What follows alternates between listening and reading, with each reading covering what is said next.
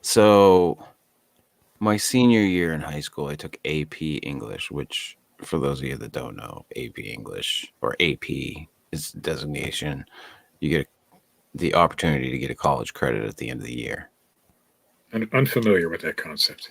Yeah. So anyway, before you go to college, so we were reading The Grapes of Wrath, and I literally read the first part, and there's this part in the very beginning of the book where they see this turtle and it flips over on its back, and I was like, oh, that's probably like a foreshadowing of like what's to happen, and she instantly like failed me on the fucking piece that I had done, the assignment, and said that it had gone to the Cliff Notes when I didn't at all.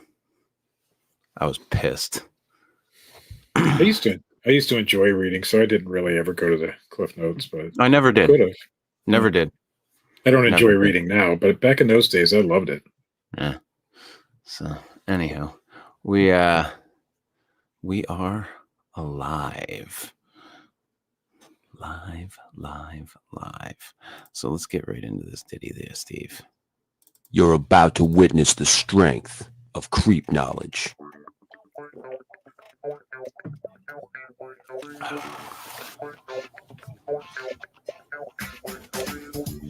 Good evening, and welcome to the Fortean Slip. This is episode 177, and my screen was doing some funky shit there for a little bit. It's not here. It was all like, everything was stop motion. I was like, what the fuck is going on? This is episode 177, the Cecil Hotel. Good evening.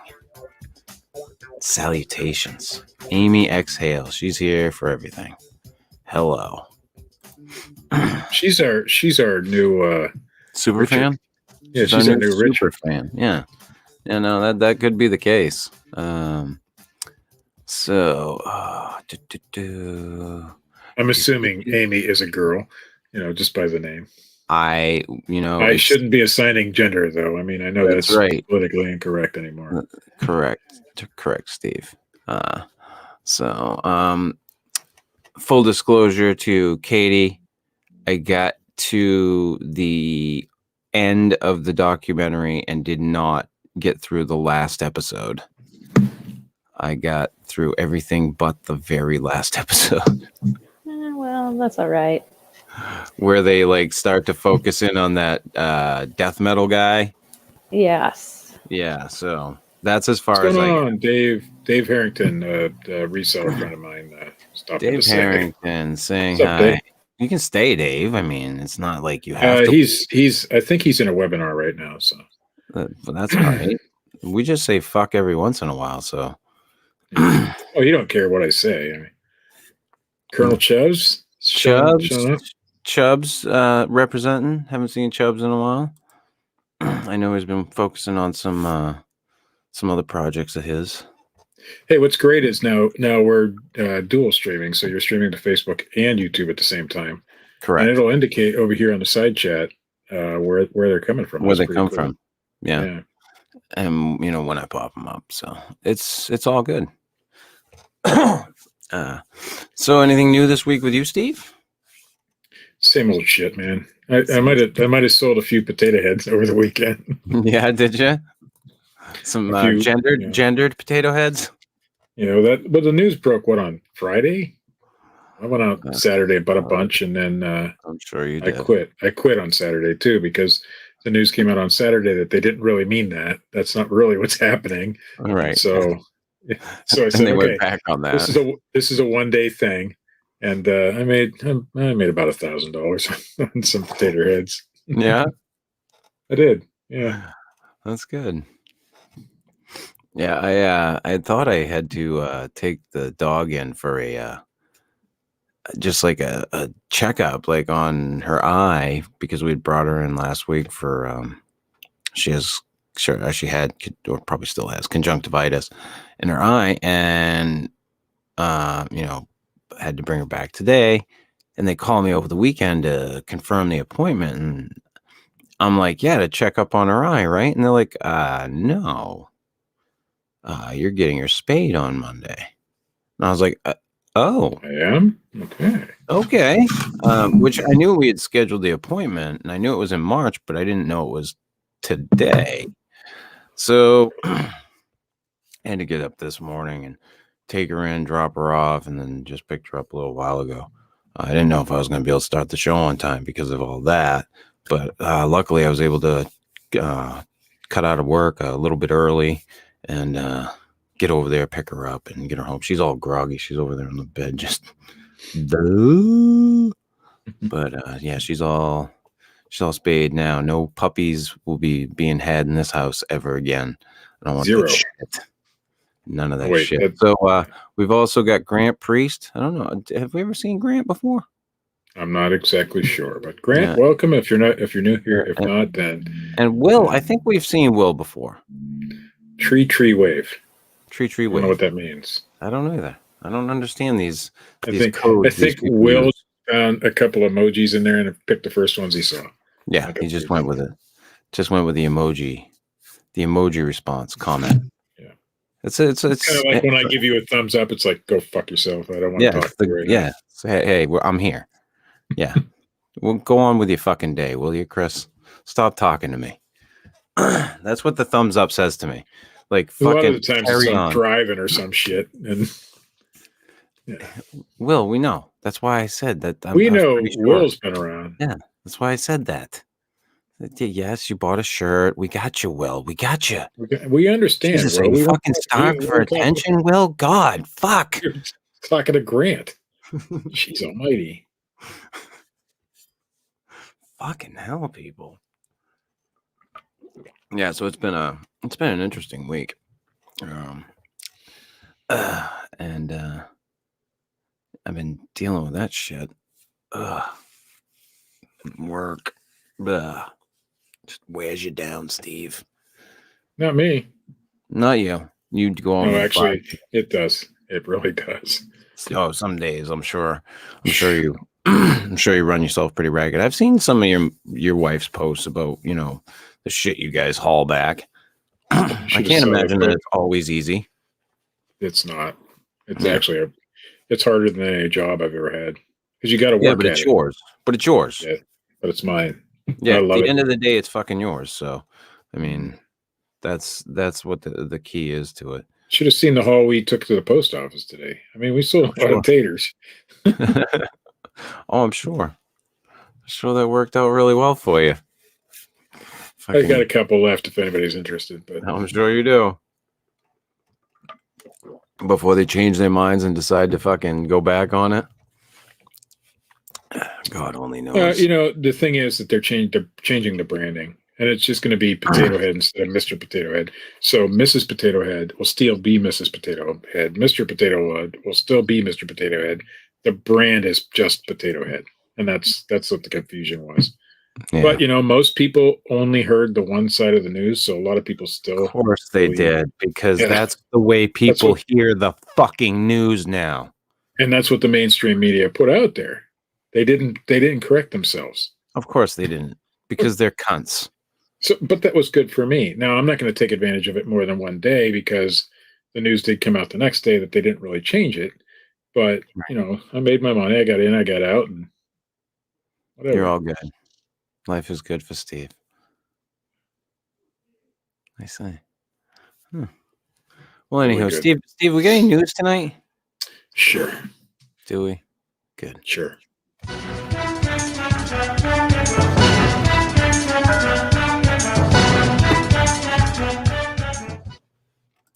This is pretty cool. CBSnews.com.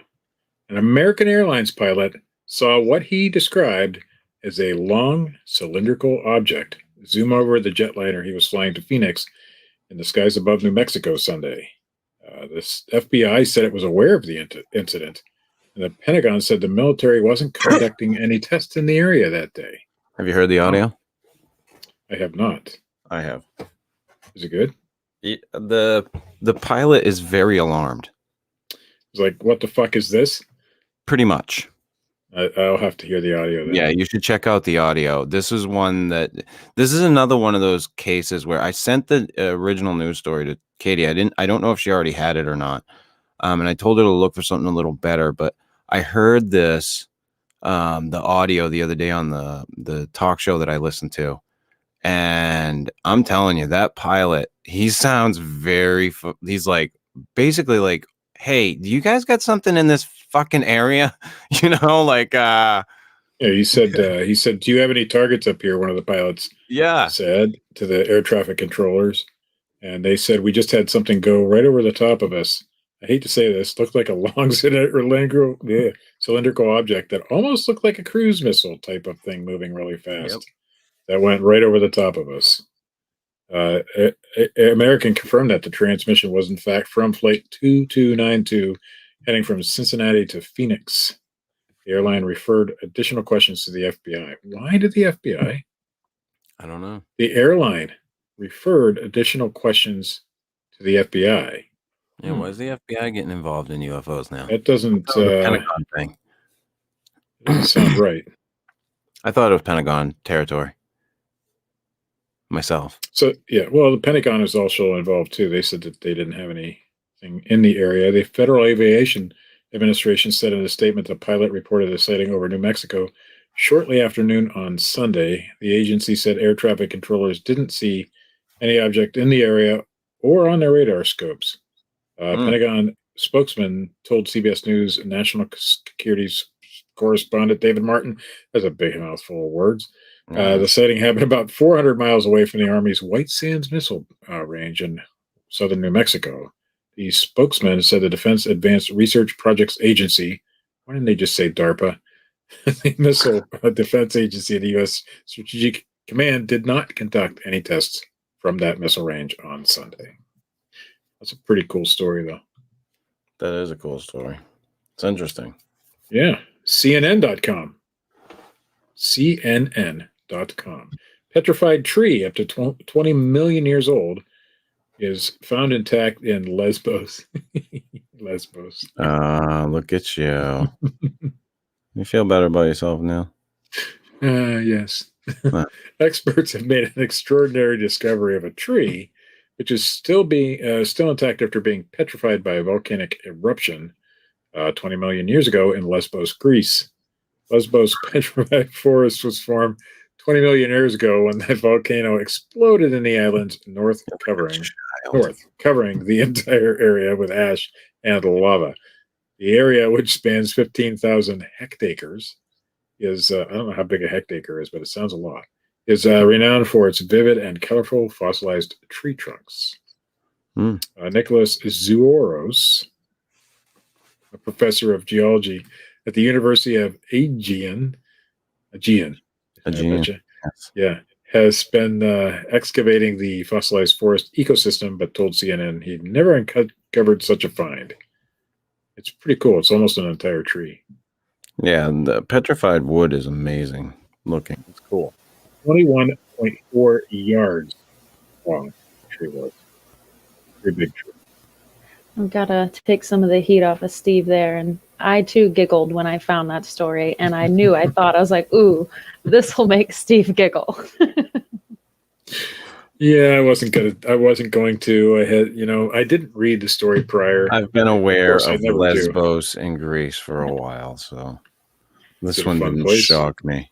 I'm gonna guess it's a fun place. Steve. No, it's not what you expect. Fun to visit. Fun to visit, but you don't want to live there. No, it's not what you're thinking. Okay. Well, I wish it were. Huffington Post, I believe, .com. Life forms that shouldn't be there. This is a little bit older story, but it's still a good one. Okay. Found by scientists under the Antarctic ice. I actually saw this story last week. Oh, yeah. I heard about it. I meant to save it. Did we read this one last week? I don't think we did.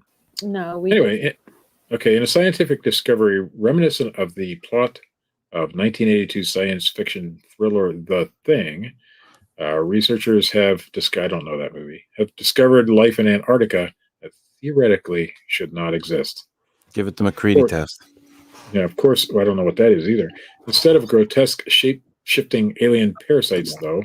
These life forms are sponges, along with what appear to be barnacles. They were discovered after Barnacle Man?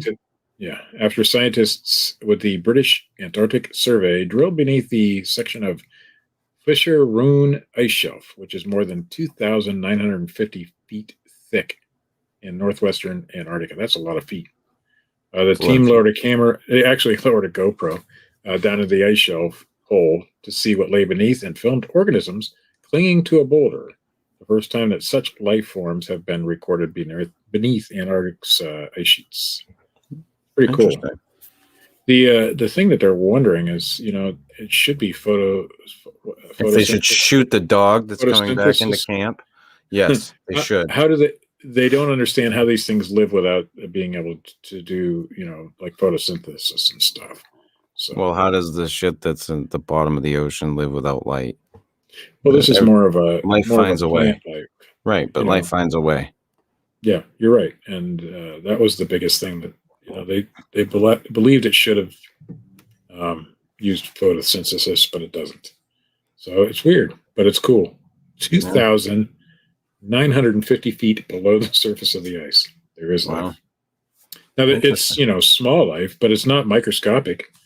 It's pretty 5 centimeters long, most of them. So, well, I'll tell you what, scientists are probably fucking coming in their pants right now because all of them are going. There's probably life on Europa.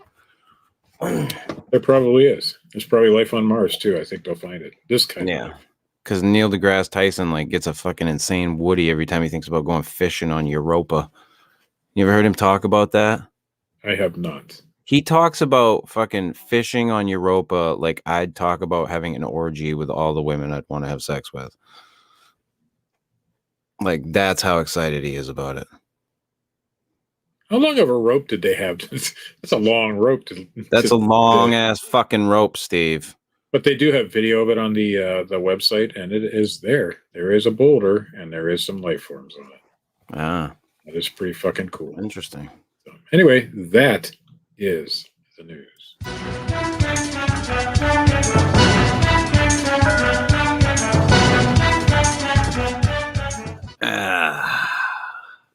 Hey, guess who made it? Who made it? Dean. I made it. Yes. Cooper. We got Fuck Dean Cooper.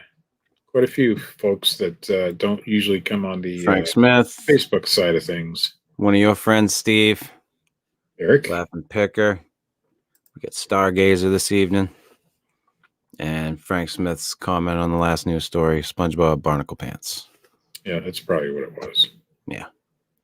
Hanging out with his friend Patrick. I agree. Great. So what do you think about all this fucking UFO shit, Steve? Disclosure is nigh. It's gotta be. It's fucking happening. I think fucking that dude is going to show up from, what's that fucking movie there? The Day the Earth Stood Still. It's coming. Cluto or whatever his name was? I don't fucking know what his name was. It's actually a pretty good movie. That is one I've watched.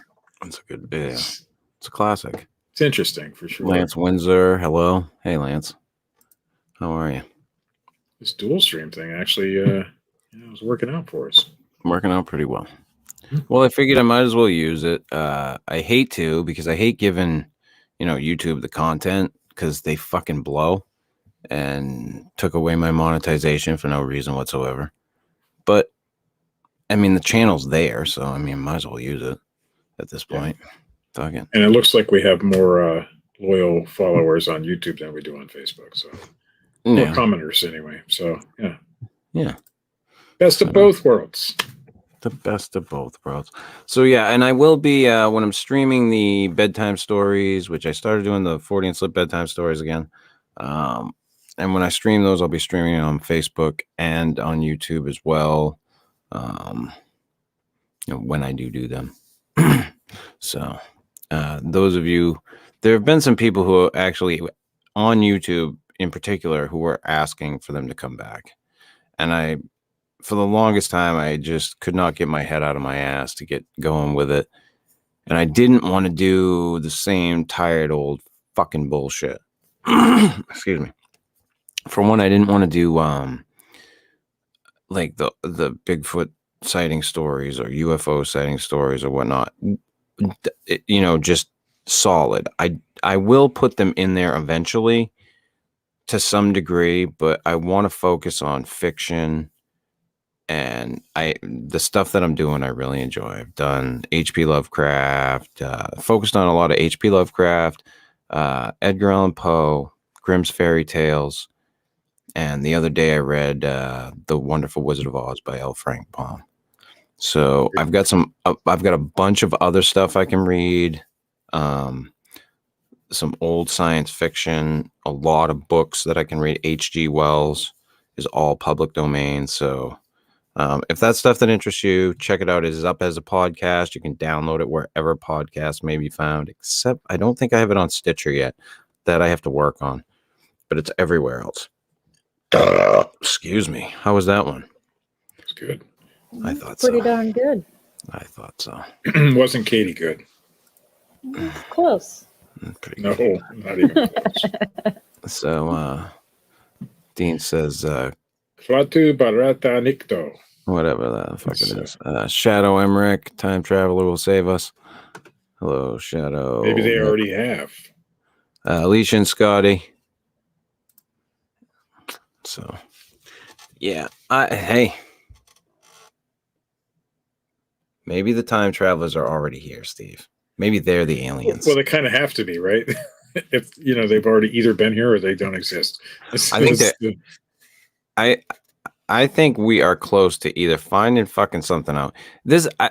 All right, so this is my take on it. Either we're gonna find out that fucking aliens are hanging out, and like more so now, because there's been a lot of fucking really intense sightings lately. In recent years, I mean. Yeah. Or the government's going to come out and say, "Oh, here's this new technology that we have." By the way, Yeah. I mean, there was a lot of there was a lot of UFO sightings prior to the stealth bomber and that kind of stuff. Yeah, but I was just reading something about that. The government released a thing saying that they don't believe that the triangular shaped objects that people were seeing in the sky were stealth bombers. I don't believe all of them were. No. Oh, that's for sure. Because stealth bombers don't hover and are noiseless. They're very noisy. Because they break the sonic boom barrier thing. So So I mean, I think we're either going to find out that there's some new technology that they've been keeping from us, which they normally do, when technology is being developed, or we're going to the aliens are going to say, "Hi, Steve." I think they're going to come down and say hi. Maybe the coronavirus was a precursor. Maybe it actually came from the aliens. I hope that they remember, though, the slow ramp gets their dicks hard. Aliens, remember that. The slow ramp gets their dicks hard. I hope they remember that when they show up. But no, I'm glad that we could have everybody, Dean, Frank, the whole bunch. So tonight. if I remember my history right, the Vulcans should be the first to make contact. Correct? With us? Yes. Yes. Okay. Because of fucking what's his name? Is that from Cochrane? Yes. That dude. Yeah. I watched the movie, Steve. Did you catch that one? That's one you've caught. That's a movie you've watched. I must have at one point. I just remember that the Vulcans were first. And I remember the names. You watched Star Trek First Contact, seriously? I must That's have. the Star Trek movie you went with? I've probably seen all the Star Trek movies. Really? At one point or another. I remember the one with both Kirk and Picard. Oh, that bag of shit. Star Trek Generations. Here, let's jerk off fucking William Shatner one last time. Mm-hmm. Oh God, that movie. I think I went and saw that in theaters with my dad when I was a little kid. Oh, I'm sorry. Yeah. I'm Me really too. sorry. It was bad. I love Star Trek, and I really enjoyed Star Trek Next Generation. I grew up on it. That movie made me want to puke in my mouth. Like, it was that bad. It was like, really? I get shit for it, but Voyager was my favorite series. Yeah, I know. I watched Wrath Because of Khan. the possibilities were endless. Dude, I watched Wrath of Khan with my son. And he loved it. He thought it was good. He was like, yeah, I can see. He's like, I can see this. I'm like, you got to understand, though, the first movie was just shit. The fucking Star Trek, the motion picture, was like, here, look at this insane model we made of a starship. That's what that movie was. It was like tons of shots of fucking that model all lit up. Made to look Matt, like it was in space. That is me. Holy shit, is that Steve Alcorn? I'm not exactly who C-Matt is, but holy shit. Holy shit. It is Steve Alcorn. It gets, I must be popular and famous. You're famous? Must be. Like Sweetwater Legend famous? Of course, I am Sweetwater Legend. Oh, all right. I embody the essence of Sweetwater. The essence of the Sweetwater Legend. The length of the Sweetwater Legend. Do I know you from somewhere, C-Matt? Probably bought something from you. I bet anything he bought something from you. That's my guess. Probably. And he regrets it. Probably. I grew up watching you two. Left me and Dean watching Richard Allen. Okay. Well, why did we leave you watching? You and Dean watching Richard Allen? I don't understand that. You didn't have to watch Richard Allen. We didn't ask you to watch Richard Allen. That's your the show has always been here. It didn't go anywhere. Grew up watching us. It remains. We haven't been on here that long. Right. Jeez almighty. Thanks for making us feel old. We have, technically, Steve, we've been doing this for 8 years. Almost. Okay. So he still couldn't have grown up watching us. He'd only be 8. Maybe 9. I don't remember you, C-Matt, but I'm sure you've been around. Dean Cooper remembers him. I don't know what your problem is, Steve. C-Matt's always been a staple at the show, Steve. I don't know what your problem is. It's okay. I can't remember what I ate for fucking breakfast, so it's not like anything I say means anything. C-Matt has always been around. Staple of the show, Steve. He's a fucking fixture. Fixture, Steve. Never gonna move. How do we know it's a guy? I don't know. You're right. It could not be a guy. Yep. Could be anybody. So, see, Matt, I used to be kind Cinderella. I only know a Matt K, not a C Matt. Yeah. I don't know. Shadow Mick grew up watching Project Blue Book. That's unfortunate. I think that's unfortunate, Steve. It might be. I'm pretty sure it's unfortunate. There was an old version, I think, of Project Blue Book that was a series. I'm pretty sure they've all sucked. And then the new version was really, ugh. The one where I don't know, the guy was playing C. Alan Hynek. See, I think you're better off to just, if you want to watch about UFOs and stuff, just watch the news right now. You don't have to go fucking invest in a TV show on like History Channel or Discovery or watch Ancient Aliens. Just watch the news. Fucking some pilot's going to see a UFO tomorrow. It's going to happen. The rate this shit's going on right now. Yep. Just watch that shit. Don't watch fucking Project Blue Book or fucking all this other shit. Don't watch fucking Finding Bigfoot. He's going to walk out of the fucking woods like 2 weeks from now. It's happening. That's 2021, the year of the cryptid. Could be, I think so. Like I said, nothing surprises me anymore. I think this is the year. I think this is where we find out everything. Yep, I agree. All of it. I think you're right, Steve. Disclosure is nigh. Disclosure is nigh. It's all gonna come out. That crazy bastard, Dr. Stephen Greer, might have been right. Dude, fucking Men in Black are gonna come out. They're gonna announce themselves. It's gonna be like the end of fucking Iron Man, where he says, "I am Iron Man." It's happening, Steve. This shit's going down. I think it is. I think something's happening. But I don't know what the fuck they are. I don't know. I think they might. I think this whole COVID thing might be alien. I really do. Like the aliens brought it. Now we're gonna have to. They got us used to wearing masks and shit because maybe the aliens stink real bad. Jesus. So now I know that's a fucking novel going on there. So What much so that it cut off at the end. Fuck.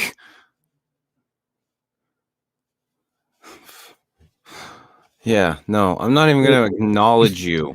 Ingmar Berg, we don't do much investigating anymore. Yeah, we're not. But it sounds cool. We're good. You have fun with that. Now, listen, she's been blacklisted. I'm assuming a woman, and bullied in her own. So we shouldn't do that to her. We shouldn't do what? Blacklist and bully her, or should we? Should you go along with the crowd? I don't have anything to do with her, or I don't know who she whatever. is. I don't know nothing. I don't know nothing. Jesus, I don't know anything about this situation that she's talking about. So me how either. can I What have you fucking been address it? I'm sure. I'm not sure what you've been harassed and bullied about. Yeah. Is there a big? Yeah. Would you like to bring up an actual fucking topic about like what you're fucking talking about? Is there as you like try to derail the show? What the hell's going on there? I don't think that disclosure of aliens will end all religions. Whoa. What the hell was that? I have no idea. It gave me the information for Alien, the movie. Oh. It's my Siri, for some reason. It's being just talking to me? Maybe Ingmar is a alien. I don't fucking know. I have no time for people who are fucking vague and don't fucking tell me what the fuck they're talking about. It would be better if want Ingmar attention. Just said, hey, Bigfoot fucked me or some shit like that, so we'd know what was going on. Yeah, I don't have a fucking clue as to what they're talking about. So, all right, let's ignore Ingmar for now. I think we should just ignore Ingmar in fucking general. But anyhow, on to the topic of the evening: the vanishing at the Cecil Hotel. Elisa Lam. Now, we've done this a couple of times before. The case of Elisa Lam. This whole thing was an internet sensation. A viral video, if you will. It was, what was it, 2013, Katie? Yep.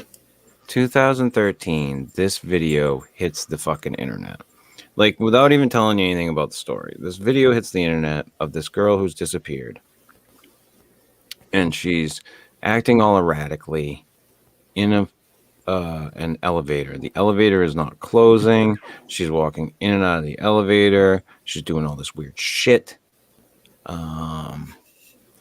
And people went nuts with it. Like, all kinds of speculation. Was it a ghost? Was it, was someone else there with her that we couldn't see? What was the fucking case with Elisa Lam? And Netflix just did a 4-part documentary series called, what is it called? Just the Cecil Hotel, Katie? It's like Crime Scene, The Vanishing at Cecil Hotel. Okay. Oh, yeah. So, and it goes through like the whole history of the Cecil. Did you talk about much of that in this? Yeah, I mean, I just did a basic breakdown of the story and then figured we could talk about the doc. Okay. So I'll just get right into it. So the Cecil Hotel is a historic building in downtown Los Angeles, built in the 1920s. It is a rich mixed history of both prosperity and violence. Many murders and suicides have taken place inside the Cecil, and drug overdose and death in general there is commonplace.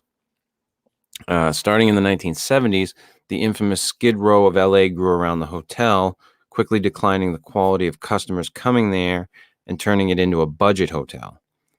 By the turn of the 21st century, the Cecil Hotel was synonymous with murder, drugs, prostitution, and violence. The famous Black Dahlia murder was linked back to the Cecil, and serial killer Richard Ramirez was famously known to frequent the Cecil after committing his grisly crimes. Yeah, he'd like get undressed like in the what was it, like the stairwell or alley, and then walk upstairs to his room in his bloody underwear Yeah. and shit. Like, anyway. But in recent years, a new mystery emerged that has overshadowed the worst of the Cecil's dark past. On January 31st, 2013, 21-year-old Canadian tourist Elisa Lam went missing while staying at the Cecil Hotel. She was traveling through California alone and had booked a 4-day stay in the female shared bunk rooms of the Cecil. When her parents hadn't heard from their daughter, they immediately reported her missing with the LAPD. They took the case seriously and assigned 18 detectives to find her. They traced her steps, searched the hotel, and spoke to witnesses, but were unable to find any trace of where she could be. After 13 days, they released security footage of Elisa inside an elevator on the last day she had been seen, in hopes of generating more leads. And that, they believe at this point, was a mistake. And I do believe. In the video, Elisa is acting bizarre. She's pressing buttons strangely in the elevator, walking in and out, and talking and gesturing to seemingly no one. The video was met with scrutiny and questions. It went viral online, and countless crime enthusiasts discussing it, and there were even accusations that the video had been altered in different ways. Yeah, I do believe like that the timestamps are all fucked up in the video, and that there's time missing. But 5 days after the video was released, Elisa was found. Guests at the hotel had been complaining about poor water pressure and said that it was brown, stinky, and tasted bad. Yeah. What? Yep, I bet it would. Oh, yeah. A maintenance worker went to the roof to check the water tanks and unfortunately found Elisa dead, floating naked inside one of the tanks. And all of her clothes were at the bottom. It was unclear if she was forced into the tank by foul play or if she got there on her own. The story was already getting national attention when she was just missing, but now that she had been found in such a horrific circumstance, it became the mystery that everyone was talking about. It took several months for the coroner's office to issue a cause of death. In June, they finally ruled that her death was caused by an accidental drowning, with her bipolar disorder being a contributing factor. They did not find any signs of an attack or struggle and did not find any illegal drugs in her system. They believe that she had been undertaking her bipolar medications, which caused her odd behavior. The public was not happy with this conclusion. No, imagine that. Many people believed that the hotel was involved in her death, and they were working with the LAPD to cover it up to protect their already awful reputation. Online sleuths, at that point, why would it matter? right? Online sleuths and enthusiasts couldn't let it go. Everyone had a theory, and everyone was fishing for more information. The topic has become the quintessential story for any true crime YouTube cover. That's true. From the basics of the story, it has ballooned into this incredible enigma. There's not an aspect of this story that hasn't been discussed at length. Details that are commonly scrutinized are the hatch on the top of the water tank. Was it opened or closed when they found her? Was there someone else out of frame talking to and following Elisa in the elevator video? How did she get on the roof? Why did it take them so long to find her? Did she meet someone from Skid Row who drugged her? Countless coincidences have been dug up that can be associated with the case. Like the 2005 horror movie Dark Water. Despite being made over a decade previously, the plot and details of the movie are strikingly similar to the death of Elisa Lam, down to the details of the clothing Elisa was wearing on the night of her disappearance. And then there is the LA outbreak of tuberculosis that occurred just days after Elisa went missing. It was running rampant through Skid Row, and the test that was introduced to battle it was named Lam Elisa. And it turned out that Elisa attended a university in British Columbia that was famous for its tuberculosis research. Still to this day, people are discussing this case and trying to put the pieces together to prove that there was indeed foul play involved. Though the case is officially and legally closed, it seems that it will remain an open mystery in the court of public opinion. Did you put in the fact that they found the bookstore that she last went to, that their zip code, if you put it in, it goes to British Columbia where she's buried? Yeah, I didn't put that in there, but that was one of the other big coincidences that were found. Yeah, exactly. Which is super weird. And then there's Katie put in some talking points from the documentary. Elisa had been acting strange up to her disappearance. Yeah, and she posted a lot on like Tumblr and shit. She loved Tumblr. Yeah, she had been using that for years before this. Her roommates were complaining about her. She caused a scene in the lobby, got caught wandering an area of the hotel she wasn't allowed in, and was eventually moved to her own room. Yeah, and the way she's acting in the video, with all the stuff that they say about her up to there, that the way her demeanor in the elevator doesn't surprise me. Yeah. At all. Well, and the other big thing that was weird was that she had also attended a filming of a TV show, like as one of her touristy things that she was doing. And she ended up getting kicked out because she kept insisting that she wanted to meet the director and she had a note for him, which was, that's like a security concern. So they ended up kicking her out. This sounds like schizophrenic behavior to me. Oh, yeah. Well, she had... not bipolar, schizophrenic. Yeah. And they did confirm that she was not taking her medication. And I didn't just figure that out from the tests and the autopsy. They found the medication in her room. And based on how long she had been traveling, there was too much medication there. There should have been less pills than what they found. My brother is schizophrenic. And if he's not on his medication, it sounds very similar to this type of behavior. Yeah, and she's doing some weird stuff with her hands and her hair, and it's an interesting story. Like I liked how somebody referred to it as like a 4-minute little ghost story. Yeah. When it first came out.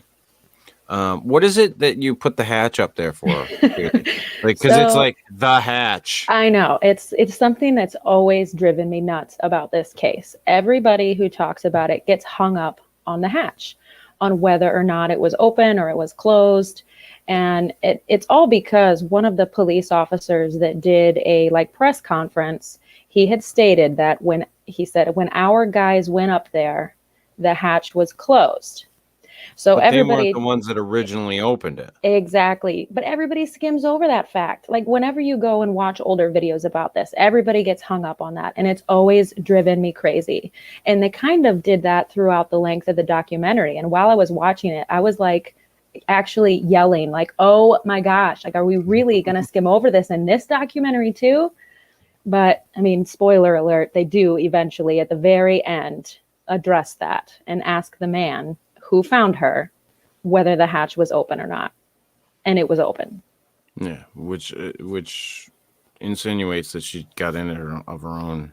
Right. Which, I mean, it's still possible that somebody put her in there and left it open, but it definitely takes away the mystery of, oh, well, how did it get closed?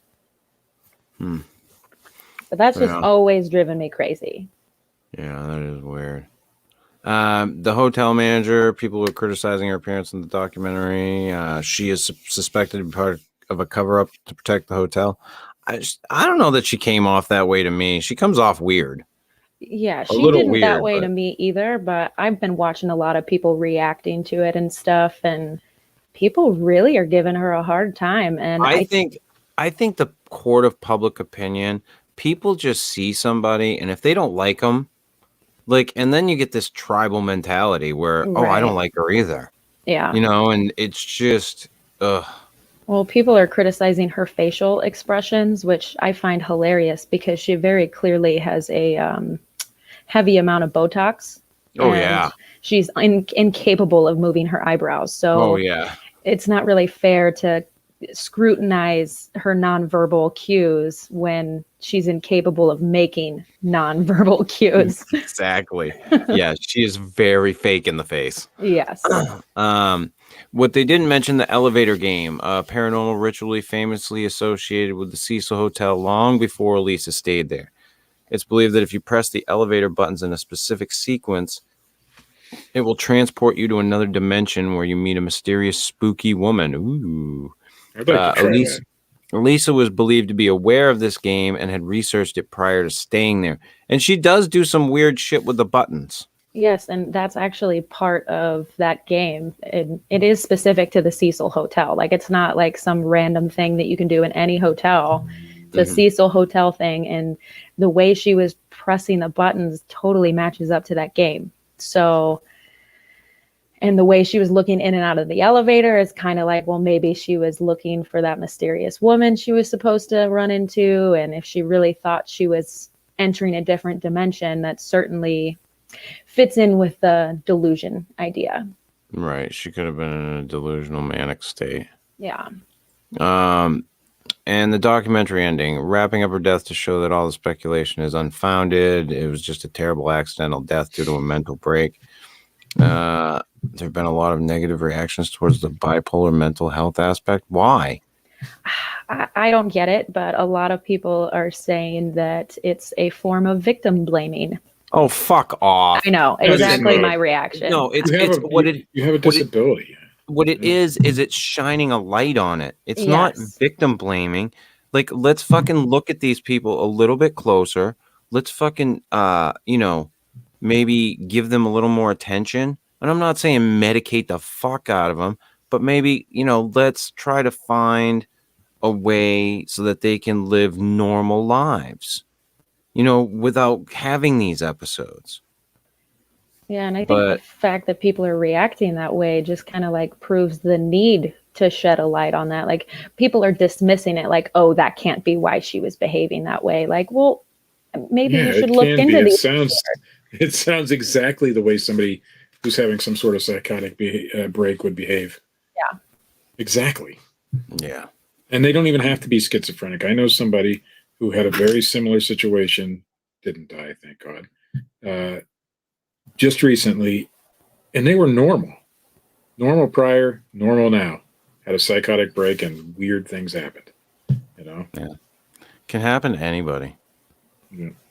And there should be some light shed on that. All right, I'm gonna call out two people here. Okay. Laughing Picker and Shadow Mick. Glad to see the show back. We fucking were always on. We didn't go anywhere. We just weren't on YouTube. Yeah. And we told everybody where they could find us. Well, it might be harder to find us on Facebook. And we've always been on Anchor. You can download the podcast, listen to it. It's always been here. Always been here. Support the show. Download the podcast. You ask people all the time to do that. Support the show. Download the podcast. And then fucking will they? No. Will bought a shirt. Will bought a shirt. Yeah. Will bought a shirt. I have to say, I've learned some stuff from Eric, so I can't say anything bad about that guy. By the way, Eric, I found some snowflakes today. I think you'll know what that means. At a drugstore. Did you know? Snowflakes. Look at you fucking go. The Shadow Mick, the death metal singer. Yeah, I think they just kind of used him as a red herring. Yeah, they focused on him more in that last episode, and he did end up attempting to commit suicide, and he's never made music again since. No, really? Yeah, he was very open about the fact that the quote-unquote web sleuths ruined his life. Yeah, I bet. A lot of them do that shit. They just focus in on something, and they can destroy people. It's sad. And yes, Dean, you're right. The live side chat is fun for some people, but the show's still here. Show's still around. It's been around since what, 2000? Forever? 13. Really, Since long? since the same year that Elisa Lam went missing. Maybe later on that there's year. some sort of conspiracy there. That could be. Maybe it was our fault. Maybe we drove her to go drown herself. Alicia and Scotty, I had a friend that had a psychotic break and she did some really strange shit. Scared It me is a couple really of strange. times. They put her on lithium and it helped her, but sometimes she still does some crazy shit. Yeah, there are some people. I mean, I'll tell you, that's exactly what this sounds like to me. Now, I don't know the whole story, but Right. just judging from what you guys talked about tonight, it sounds like she had a and she was already bipolar, so that doesn't help. If you look at like when they were showing her like her Tumblr posts and stuff, the way they described it in the documentary, they described it as normal to me. Would you say so, Katie? Like they described her Tumblr post as just her being normal? Yeah, they said she used it as a diary, which she Right. did. Right. But I found her post to be very needy Yes. and very like trying to meet up with people randomly and stuff. I mean, people do that shit. I mean, there is Tinder and fucking all kinds of other shit out there, but like this was well before that. Yeah. Or before that was mainstream anyway. And I mean, like some of the stuff that she was just posting, to me, it didn't, I don't know. I saw some warning signs. Now, I don't know if I would have seen warning signs like in the moment, but in retrospect, I do. Like looking at it. I found it interesting that she even wrote in, her posts about how she was wanting to take this trip and that she was hoping her parents would let her. Right. And she's 21, which, I mean, that's not so strange. What I found strange was that they did let her, only because she was known to go off of her medication and have episodes like this. Right. So, yeah. So I like I said, like we were saying, I tend to think that, yeah, it was just a break. She broke. And either someone took advantage of that, which I doubt. right. But that is a possibility. It is a possibility. Or she thought that somehow by getting into that tank. Maybe that was the portal. Maybe she thought that was the portal. Or maybe she was overheating or something. She thought that if she got in there, she'd feel better and then she just drowned. I don't, could have been anything. Well, her family said that when she did go off her meds and had these episodes, that her paranoia would make her hide. She would always want to go hide. Yeah. So maybe that would was be a good place to hide, I guess, Right. Well, Permanently. how long did it take them to find her? So it was a good place to hide. Yeah. And only then, because the water started tasting funny. Understandably so. Oh man, can you imagine? No. Getting the notification from the hotel management. By the way, you're drinking dead person. They never got it. They never got it. They didn't find out until like after everything. Like there was no notice that went out. I mean, I don't think so. Was there in the documentary, Kate? I don't remember them saying anything about that. Yeah, they had to evacuate the hotel. They had to evacuate it, but they didn't tell anybody initially. They called down. I remember that couple that called down and they were like, yeah, they're having a problem with the water. They didn't find out until they went outside and they talked to reporters. Right. That there was a body found on the roof. I mean, and they had been brushing their teeth all day, tell you, all week. I would immediately lose my lunch upon learning that. I would have immediately called an attorney. Yeah. Also. Yeah. Yeah. I mean, because there should have been things in place to make if you can get into that fucking thing that easy, there should be things in place to make sure that doesn't happen, for one. Well, now there is rules passed that water tanks have to be locked. Yeah. But that wasn't a thing before that. Oh, yeah. Obviously. Because fucking Elisa Lam wound up in there. Everybody drank fucking Elisa. People aren't even... Most people aren't even going to know that water tank is up there, unless you go up there and look. And there must have been pretty easy way to access it. Oh, dude, if you saw the way that roof looks, people go up there all the time. Yeah, I'm the assuming. fire escape was the main way that people got up there because I mean that legally has to be open. It's not that they can shut the fire escape down. They go up there So- and party and shit. Yeah, there's There's a lot- graffiti and trash and all sorts of shit up there. Yeah. So, I mean, it's not a real big mystery how she got up there then. Well, it is, but if you ask me, I think she went the fire escape Yeah, me too. because the dogs scented her right straight to the window where the fire escape was on her floor. However, with the elevator video that she's in, she's not on her floor. No, she's on the 14th. She's on the 14th floor, which is right below the roof. Yeah. So it's weird. Like the whole case is weird. Whether and forget about it. Like I totally think that she just had a break. But let's forget about that for a second. All the little synchronicity things that happened with this case, the Lamb Elisa test for the fucking tuberculosis, all of that bullshit, like That is freaky. there was someone in the documentary that was pointing out all the little coincidences or synchronicities in this fucking case. And the dude said, he goes, I'm a journalist. I'm very, very, very skeptical. But this is fucking weird. You know, I suppose, though, if you look enough into any case, you can find things like that. I don't know if you can find as many as is in this one, man. I mean, I don't know how many there are, but the Lamb Elisa thing is a little bit strange. And the fact that she went to the school where they were doing tuberculosis stuff, that's strange. Yeah. And that's why people thought maybe she was like an agent that brought the tuberculosis to Skid Row. I mean, and that they got rid of her.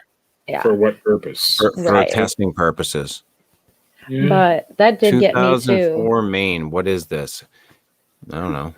This is the best show on YouTube. It's nothing. Yeah. It's nothing. Best show on YouTube. Turn it off. Yeah, we suck. Shut it off. Go away. Yeah. Shut it off, man. You could be like fucking what's his name there? Oh shit, I can't think of his name right now. George C. Scott. Shut it off. I watched that. Shut it off. I was finally out. I think that's that movie he's referring to. No, that What? yeah. 1408. 1408. Oh, the fucking hotel room. Yeah, was that with John Cusack? Yeah, it's based on a Stephen King. Yeah, short that was story. a good movie. I actually watched that one. That was good. Yeah, Wow, I that's liked like it. two movies that you've mentioned today that I've watched. I Holy know. Lord. It's pretty fucking amazing, Steve. You're on point. You keep this shit up. We might have a show after 8 years. Maybe. If we're fucking lucky. I doubt it, though. I still want to know about this 2004 Maine guy. Or girl. We don't know. What is this? This is we don't know what this is. It's a YouTube video. Since you're on YouTube.